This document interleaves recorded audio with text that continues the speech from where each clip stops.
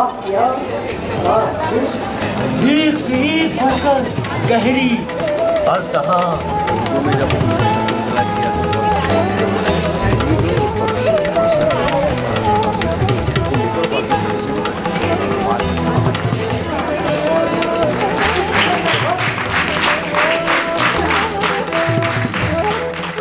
नाज़रीन, उर्दू थिएटर एक सफ़रनामा में आपका एक बार फिर खैर मकदम है। प्यारे नाज़रीन, हमने देखा कि किस तरह उर्दू में ड्रामे की इब्तिदा हुई और इंदर सभा ने किस तरह धूम मचाई। इसकी तकलीद में बहुत सी सभाएं लिखी गईं और इसे कामयाबी के साथ बंगाल के मुख्तलिफ इलाकों में खेला गया। जब इंदर सभा अमानत बंगाल में धूम मचा चुकी तो बंगाल के थिएटर रसिया को नए ड्रामे की तलाश शुरू हुई। इंदर सभा इस कदर मकबूल हुई थी कि इस तर्ज के नाटक लिखने की ख्वाहिश का इजहार किया गया। हम जानते हैं कि बंगाल में ड्रामे की रवायत उर्दू से बहुत पहले शुरू हो चुकी थी, लिहाजा इस बात का ख्याल किया गया कि जो ड्रामा बंगाल में लिखा जाएगा उसका ताल्लुक उसी सरजमीन से होगा। इस बात को जहन में रखकर शेख पीर बख्श ने ड्रामा नागर सभा लिखा और उसे निहायत एहतमाम के साथ खेला गया। नागर सभा का प्लॉट बंगाल के जादू की मशहूर मारूफ दास्तान पर मबनी है और निहायत खूबी के साथ ड्रामाई तदबीर का दिलकश नमूना बनाया गया है। किस्से में हैरत और दिलचस्पी के काफी अनासिर हैं और नाच गानों की कसरत। हैरत खेज अमल और हरकत ने शुरू से आखिर तक बेहद दिलचस्प बना दिया है। काफी मेहनत और जाफिशानी और मश्क, मुरस्सा साजो सामान और खुशनुमा सीनरी की आरास्तगी ने इस ड्रामे को दिलकश और मकबूल बनाया था। ये नाटक अरसे दराज तक मुख्तलिफ कंपनियों ने खेला। इस ड्रामे की एक खुसूसियत ये भी थी कि मुरव्वज ड्रामों के बरखिलाफ इसका महल वक़ू मकामी था और मरकज़ी ख्याल व मौजू अहद हाज़रा की मुनासबत से चुना गया। इसलिए भी अवाम ने पसंदीदगी की नज़र से देखा और मानूस फिजा की वजह से ज्यादा कामयाब साबित हुआ। सभा में आज नागर की आमद है, सारे अफसरों की, जादूगरों की आमद है। मोहिनी सूरत है अजब, ढंग निराला उसका, देख लो आज उसकी आमद है। कान में कुंड है, हाथ में तोगनी, झोली वाले की बज़्म में आमद है। सुंदर जोजा है, गुलों में आदर है, ए इमाम बख्श हजारी, गावा आमद है।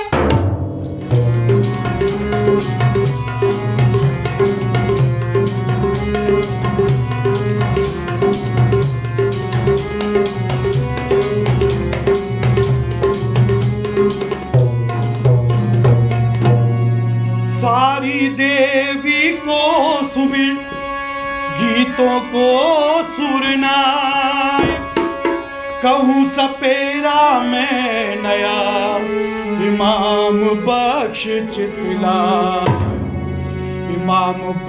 चितलाए, सभी को शीस नवाऊं, शीस धरो ममहात, सपेरा में गत गाऊं। कौन देश जोगी रहो, क्या है तुम्हारा नाम, सीखा है कौन जोग तुम, जाते हो किस काम। देश कामरों में रहूं, नागर मेरा नाम, जादू में उस्तादू, मेरू देश तमाम। अहमद हुसैन वाफर ने नागर सभा लिखा और नागर सभा की ख़ास बात यह है कि इंदर सभा की तर्ज पर ही नहीं है, बल्कि वो पहला ऐसा नाटक है उर्दू में जिसमें राजा नहीं है, जिसमें देव नहीं है, जिसमें परियां नहीं है, बल्कि सेंट्रल कैरेक्टर जो है वो एक आम सपेरा और एक सपेरन है। उसमें बंगाल का जादू है। जो बंगाल का जादू बहुत मशहूर है वो बंगाल का जादू है। यानी पहली बार उर्दू में, बंगाल में उस देव, परी, राजा, रानी इनसे निकाल करके आम लोगों के बीच, आम पब्लिक का नाटक पब्लिक के बीच खेला गया। बहुत ही आम साधारण किरदार है उसमें। हालांकि ये भी मंजूम ड्रामा है, हालांकि ये भी नज्म में लिखा गया ड्रामा है, लेकिन ये बंगाल की अपनी धरती का नाटक है। वहाँ का जादू है, वहाँ का एक सपेरा है, एक सपेरन है, उन दोनों के इश्क की दास्तान है, दोनों में इश्क होता है, दोनों मिलते हैं, उसकी पूरी कहानी है, कैसे कश्मकश होती है। तो वो पहली बार बंगाल का मंजूम ड्रामा ज़रूर है, लेकिन अपनी धरती का ड्रामा है, आम लोगों का ड्रामा है। मैं मोती को लाऊंगा बेशक तू जान, कि लौंडी बनाऊंगा सुंदर ये मान। मोती का मिलना सहल तू न जान, कि गर्दिश में है तकदीर लेना तू मान। उसकी उल्फत ने हमें ऐसा सताया जानी, कि देखे बिना उसको चैन न आया जानी। मुझको अकेला छोड़ के जाते चली जो आप, तेरा भेला ना होएगा लेता जा इतना पाप। बिन मोती के चैन नहीं, दिल को नहीं करार, सांची तुझसे मैं कहूँ दिल से हूँ लाचार, दिल से हूँ लाचार, के तुझको छोड़ना जाता। मेरे लगा इश्क का तीर, मुझे कुछ समझ ना आता। नीरख पीतम तुम बहे बहुत ही होशियार, इश्क बुरा जंजाल है मत करना दिलदार। मत करना दिलदार, नफा नहीं इसमें हुई, कि आज इन्होंने इश्क जान अपनी को खोई। किया इश्क फरहाद होवे शीरी पे दीवाने, सब तोड़ा कोह पिहार, क्या तू नहीं जाने। मैं जाता हूँ परदेश, मुझे तू मना न करना, एकदम का हूँ मेहमान, सफर बंगाला करना। किससे करूं बयां कि मुल्क मुल्तान कहावे, शहंशाह का पुत्र नाम मजनू कहलावे।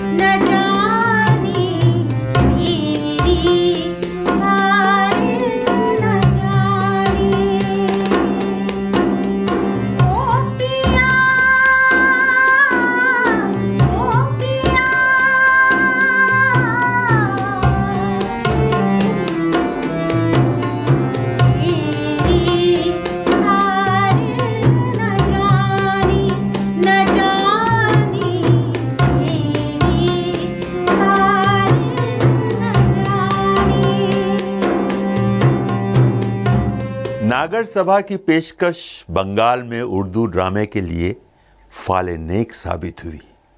इसने बैक वक्त दोहरा काम किया। एक जानिब आवाम को तफरीह का सामान पहुंचाया, तो दूसरी जानिब बंगाल की मिट्टी की खुशबू को अपने अंदर समोए रखा। जिस तरह लखनऊ के कुर्ब जवार में इंदर सभा की धूम मची थी, ठीक उसी तरह मशरकी इलाकों में नागर सभा का बोलबाला था और इसकी तकलीद में बहुत से नाटक लिखे और खेले गए। नागर सभा में बंगाल के जादू को मद्देनजर रखकर ड्रामे का ताना बाना बनाया गया था। पहली बार मकामी मसाइल और मकामी रस्म रिवाज को ड्रामे के जरिए पेश किया गया। हम जानते हैं कि बंगाल का जादू किस कदर मशहूर है। आज भी काली पूजा के ज़माने में इसका जादू सर चढ़ के बोल रहा है। ड्रामा नागर सभा ने कई सतहों पर उर्दू ड्रामे को मालामाल किया। अव्वल तो माफौकुल फितरत अनासिर से आज़ादी दिलाई, यानी पहली बार जिन, परी, देव, राजा और शहजादे की कहानी के बजाय आम इंसान की दास्तान पेश की गई। दोयम, किरदार की सूरत में भी आम इंसानों को मुकम्मल सूरत में पेश किया गया। सोम, बंगाल के मकामी जादू के इर्द गिर्द ड्रामे का ताना बाना बुना गया। मामूली सपेरा और सपेरन को मरकजी किरदार के तौर पर पेश किया गया। इन किरदारों से नाजरीन ने कुर्बत महसूस की, और क्यों ना करते, ये उनके दरमियान के किरदार थे। गो वो खुद किरदार की शक्ल में स्टेज पर मौजूद थे। बाबू लोगो खुश रहो, दिए वचन समझाए, जोगी हूँ मैं द्वार का, मोती दो बतलाए। कौन देश जोगी रहो, हमसे कहो बनासे। क्यों पूछते हो मोती को, सांची कहो बताए। हाँ हाँ, हमें भी बताओ। देश कामरों में रहूं, नागर मेरा नाम, जादू का उस्ताद हूँ, जाने लोग तमाम। कोस एक मोती है, जोगी तू धैर्य ध्यान, द्वार छाया से है मोती स्थान।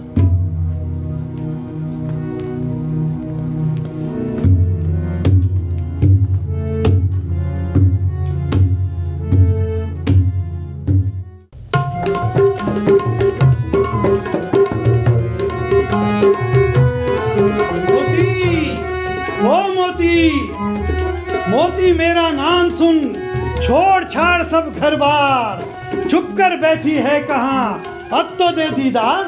कौन देश जोगी रहो, बतलाओ तुम अपना नाम, एक घड़ी तो ठहर जा, करती हूँ कुछ काम। देश कामरों में रहूं, नागर मेरा नाम, जादू का उस्ताद हूँ, जाने लोग तमाम। सुन रे जोगी दूर के, सुन रे जोगी दूर के, तू है चतुर सुजान, एक पहेली दे बुझा, मोती अपनी मात। बूझ मोती बूझ, क्या पहेली है, अभी तू बुझा। कौन सा धन अनमोल है, चोर सके ना चुराए, कैसे हासिल हो सके, मुझको दे बतलाए। बुद्धि धन अनमोल है, बुद्धि धन अनमोल है, कह गए लोग बताए, मशक्कत से हासिल हो, दाना लोग बताए।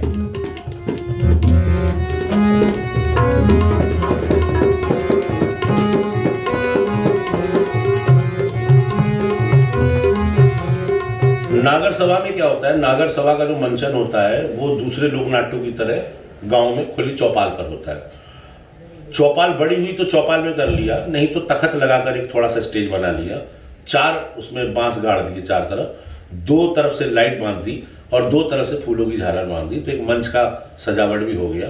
पीछे एक पर्दा लगा दिया और घूम घूम कर करते हैं, क्योंकि तीन तरफ दर्शक होते हैं, चौथी तरफ तो पर्दा है, पीछे से लोग आ जा रहे हैं, लेकिन अगर आप देखें तो इधर भी दर्शक हैं, इधर भी दर्शक है और सामने भी दर्शक हैं। तो it is very much different from proscenium theatre, जहां आप सिर्फ दर्शक को देखकर बात करते हैं। यहाँ आपको तीनों तरफ के दर्शकों को लेना है, 3 डायमेंशनल एक्टिंग करनी है आपको। एक्टर की ट्रेनिंग भी अलग ढंग से चाहिए, इसके साथ वो मूवमेंट भी कर रहा होगा, इसके साथ वो गा भी रहा होगा, इसके साथ उसे ताल का भी ध्यान रखना है और कहानी के हिसाब से भाव का भी ध्यान रखना है। आप समझ सकते हैं संपूर्ण अभिनेता की जो बात कही गई है भरत मुनि के नाट्यशास्त्र में, वो हमारे यहाँ दिखती है। वो हमारे शहरी एक्टरों के बस की बात नहीं है।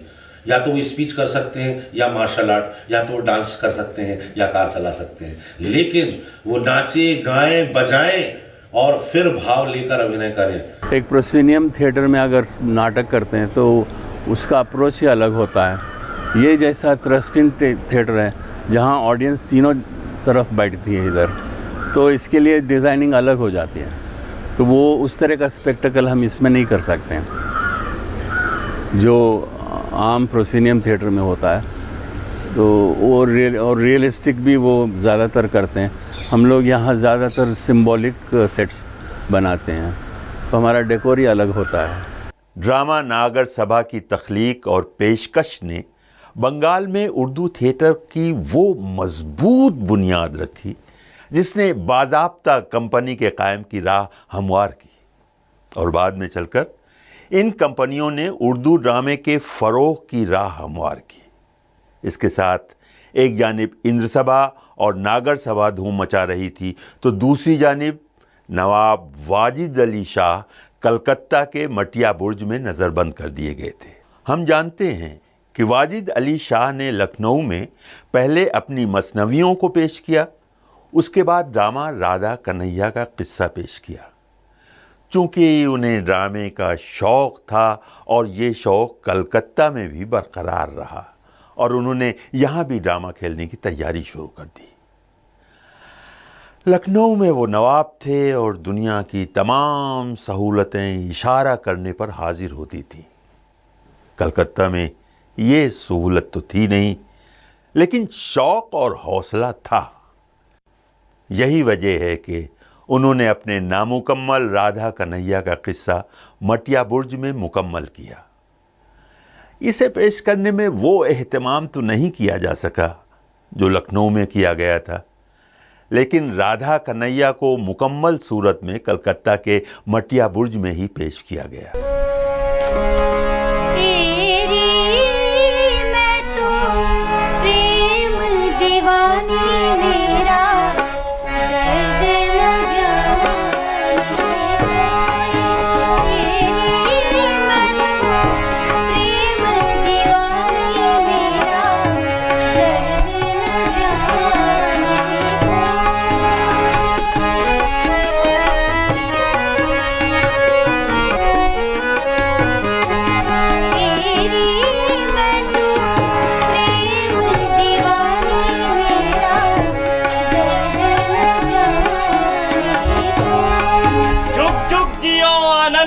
जोगन साहिबा, क्यों मलूल हो, काहे जिया मलीन है?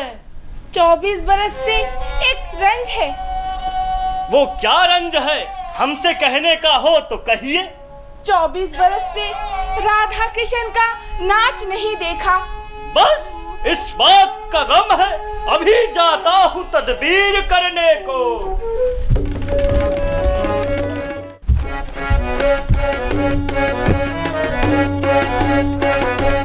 ओ बरकत वाले जिन नफरियात, ओ गुर्बत के दोस्त अफरियात, तेरा दोस्त उससे मिलना चाहता है, दीदार करा दे, दीदार करा दे, दीदार करा दे। गुर्बत के दोस्त अफरियत हाजिर है। गुर्बत ने अपने दोस्त को पुकारा और अफरियत दौड़ा चला आया। सलाम वालेकुम मियां अफरियत। वालेकुम अस्सलाम वसलील वल अलाम अल तुलाम वल कलाम अल किशमिश वल बादाम मियां बहादुर बहादुरान खटपट जंग। कैसे याद किया? हमको तुमसे एक अमर जरूरी कहना है, अगर तुमसे हो सके। कहो। जोगन साहिबा को 24 बरस से राधा कृष्ण का नाच न देखने का गम है। वादा कराया हूँ, तुमसे हो सके तो वादे को पूरा करो। बस इतना ही। तांत्री मनांत्री लम खबीसी लाटक लाटक झूठक झाटक कुफरान परी अगवान परी ईरान परी दूरान परी हाजिर हो।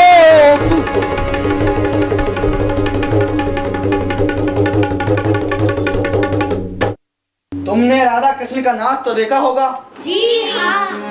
तो तुम कृष्ण बनना, तुम राधा और तुम दोनों गोपियां बनना। जाओ जोगन साहिबा को ढूंढ के लेके आओ। जी हुजूर। शुक्रिया अफरियत, शुक्रिया।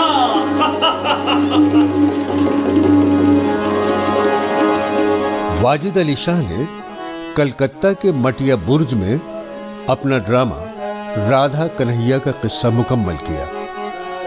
मसूद हसन रज़वी अदीब इसे शाही महल में खेले जाने का जिक्र करते हैं और ये बात वो कयास की बुनियाद पर कहते हैं, जबकि वाजिद अली शाह ने इसे मटिया बुर्ज में मुकम्मल करने का जिक्र अपनी किताब बनी में किया है। नाम मेरा है कन्हैया, मैं तुम्हें जानता हूँ। राधा जी जान से तुम्हें मैं यहाँ मानता हूँ। राधा जी के अंग पर बिंदियाई छन देत, मानो फूली केत की भौरा बासन ले। मैं तेरी इश्क में दीवानी हुई है कहना, मैंने जी जान से तुझको तो यही है पहचाना।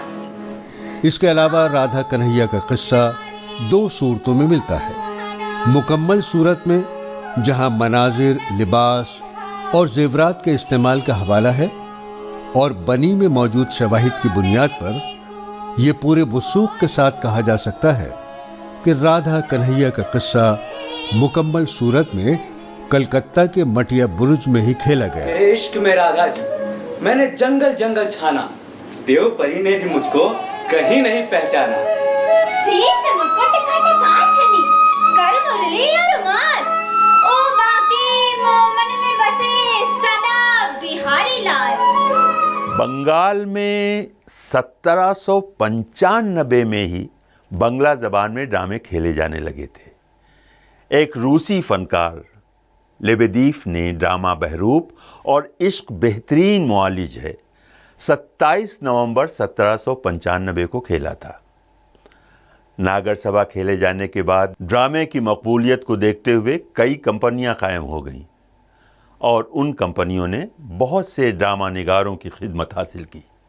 उनमें शेख फैज़ बख्श, नवाब अली नफीस, शेर पीर बख्श, हकीम मिर्ज़ा हर्क, अहमद हुसैन वगैरह बहुत मकबूल हुए। किसी ड्रामे की कामयाबी के लिए उन ड्रामा निगारों का नाम ही काफ़ी था। ढाका में खेले गए ड्रामों में हसन अफरोज और बीमार बुलबुल बहुत मकबूल हुआ। पहले उर्दू ड्रामे में ख़वातीन स्टेज पर नहीं आती थी, इसलिए हम देखते हैं कि उर्दू ड्रामों में ख़वातीन का किरदार खूबरू और नौजवान लड़के अदा करते थे। बंगाल का एक बड़ा कारनामा यह है कि यहाँ उर्दू ड्रामों में पहली बार न सिर्फ ख़वातीन के किरदार में औरतें नज़र आती हैं, बल्कि ये औरतें मर्दों के किरदार में भी दिखाई देती हैं। तफरीह के साथ साथ अवाम की बात अवाम की ज़बान में नाटकों का ज़रिया नागर सभा ने की, और उसी नागर सभा ने जब अलग अलग कंपनियों के ज़रिए खेले गए तो फिर नए नए नाटकों की तलाश भी हुई, और नए नए नाटकों की तलाश हुई तो नए नए नाटक लिखे गए। कानपुर से मुंशी बुलाए गए, खुद ढाका में बहुत सारे मुंशी थे, उन तमाम लोगों ने नाटक लिखे। उन नाटकों में एक नाटक बीमार बुलबुल है जो एक लीक, मतलब वहाँ से फिर एक ट्रेंड सेट होता है। जैसे नागर सभा से एक ट्रेंड सेट होता है, वैसे ही बीमार बुलबुल से एक ट्रेंड सेट होता है कि बीमार बुलबुल पहली बार एक आम आदमी के इश्क की दास्तान है, और पहली बार एक माशूक दो आशिक, यानी एक माशूक है जिसको दो लोग चाह रहे हैं, दो लोग उससे प्यार कर रहे हैं, और उन दोनों के बीच टकराव पहली बार नाटक में बीमार बुलबुल में आया। ड्रामा बीमार बुलबुल से जदीद ड्रामे की इब्तिदा होती है। उस ड्रामे ने नसरी ड्रामे की भी शुरुआत की। बंगाल में मौजूद कंपनियों ने इसे पेश करके वो मिसाल कायम की कि जो उससे पहले देखने को नहीं मिलती। उसी ज़माने में जब बहुत सी कंपनियां कायम हुईं तो फिर आपसी चपखलिश भी शुरू हुई, और आपसी चपखलिश का जो नतीजा होता है वो उन कंपनियों को भी भुगतना पड़ा, यानी धीरे धीरे टूटने लगी, और रफ्ता रफ्ता 1920 तक आते आते तकरीबन ख़त्म हो गई। लेकिन तब तक ये अपना काम कर चुकी थी। ढाका में पहले न सिर्फ सांची मंदिर की तवाइफें स्टेज पर जनाना किरदार में आईं, बल्कि उन्होंने मर्दाना किरदार भी निभाए।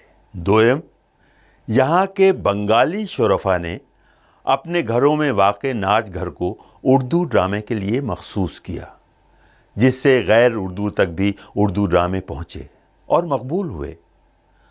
उन शुरफा में मोहन शाह, जानकी बाबू, मोती बाबू और भगवती बाबू अहम हैं।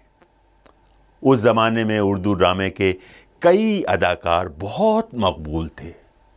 उनमें मास्टर लालू, मास्टर अब्दुल समद कसाई, मास्टर अब्दुल जब्बार, मास्टर खोखा और इलाही बख्श, इन लोगों की मौजूदगी ड्रामे की कामयाबी की ज़मानत होती थी। तो नाज़रीन, आपने देखा कि किस तरह बंगाल ने उर्दू ड्रामे और थिएटर के फ़रोग़ में हिस्सा लिया।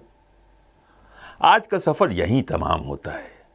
अगले एपिसोड में इस सफ़र को आगे बढ़ाते हुए फिर हाजिर होऊंगा। खुदा हाफिज़।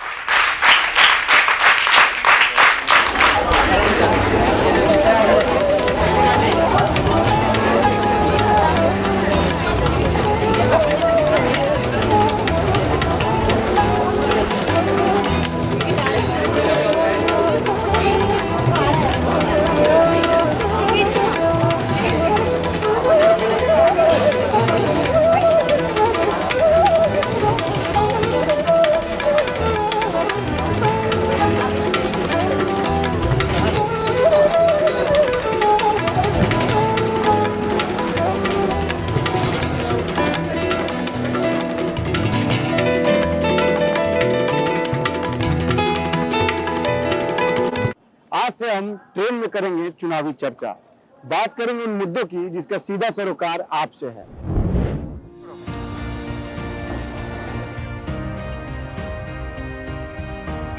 पहले की जो सरकार थी और अब जो मौजूदा सरकार है, दोनों में क्या अंतर देखते हैं आप? दिन रात का अंतर है। सड़कों का जाल इतना बिछा दिया है, आप कहीं से कहीं भी जाओ तो सड़कें बहुत अच्छी है।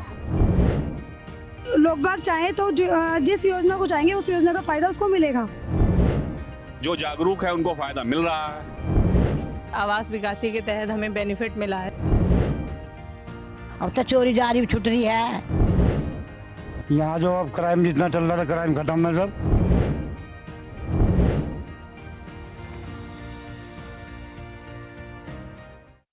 अधिक बढ़ चढ़कर ना बोल विघ्नासुर, अभिमान तेरे सिर पर चढ़ गया है, तेरा अंत मुझे स्पष्ट दिखाई पड़ रहा है। हम अपने इस अंतिम दाव में अपनी पत्नी दमयंती को दांव पर लगाते हैं। नहीं महाराज नल। का हो अनुमान या हो घटता बढ़ता तापमान, पर्यटन स्थलों पर मौसम की हो चाल, या देश में हो हवा की गुणवत्ता का हाल, मौसम की हर खबर मौसम खबर बिल्कुल नए रूप में हर शाम 7:30 पर सिर्फ दूरदर्शन किसान पर। बचपन से एक तमन्ना थी मेरे अंदर कि मुझे कुछ चीज़ों को लेके अपनी आवाज़ उठानी है, to speak on some different topics which is related to a gender equality और ऑन वुमेन एम्पावरमेंट। देखिए खास कार्यक्रम A Day with Celebrity, Mrs. India International 2019, social activist, event planner, motivational speaker, writer, poetess, manager of cricket team Baharin, Sheila Khan।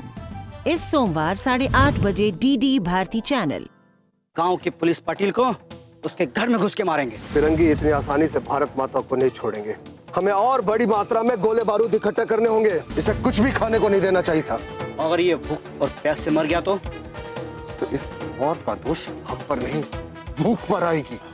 देवा डाकू की गिरफ्त से कुलकर्णी भाव को सुरक्षित लौटा कर लाओ साईं। होनी होकर ही रहती, राम जी भला करेंगे।